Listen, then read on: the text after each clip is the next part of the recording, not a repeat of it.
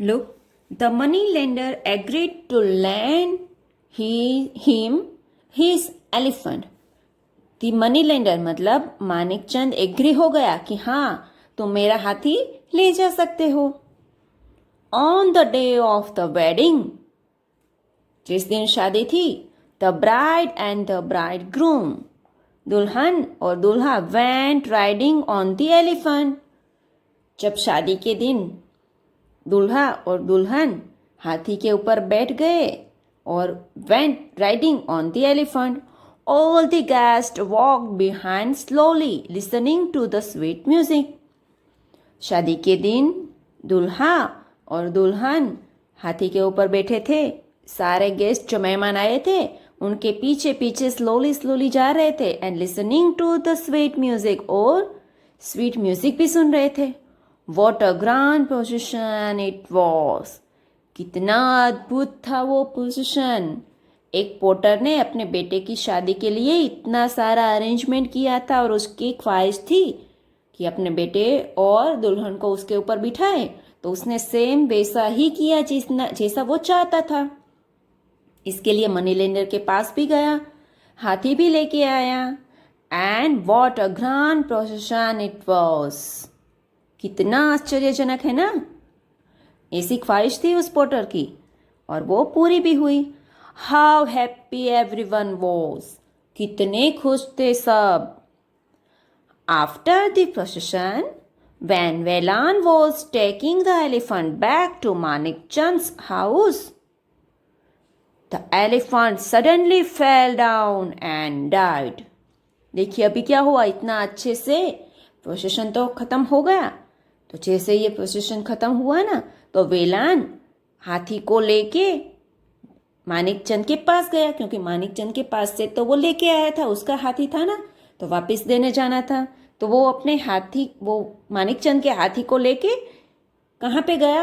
अपने हाथी के मालिक मानिकचंद के पास गया.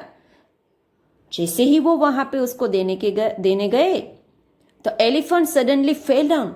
अचानक से हाथी गिर पड़ा एंड डाइड, और मर गया. बहुत अच्छे से प्रोसेशन हुआ. वेलान हाथी को लेके उसके मालिक मानिकचंद के पास गया, लेकिन जैसे ही वहां पे पहुंचा तो हाथी अचानक से गिर गया और हाथी मर गया. Velan was shocked and very sad. Velan को क्या हुआ?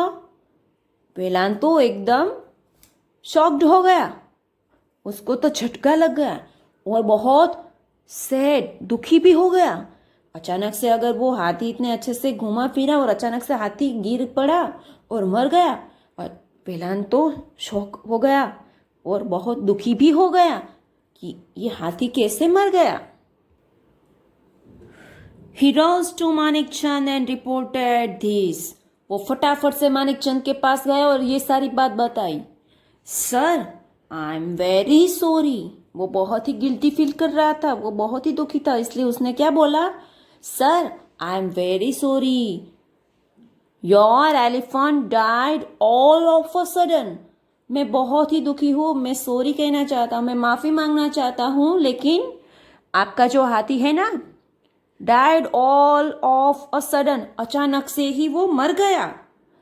I will give you the price of the elephant, or I will get you another elephant. वेलान क्या बोल रहा है कि आपका हाथी अचानक से मर गया, मैं दुखी हूं, मैं माफी मांगना चाहता हूं कि आपका हाथी अचानक से मर गया है.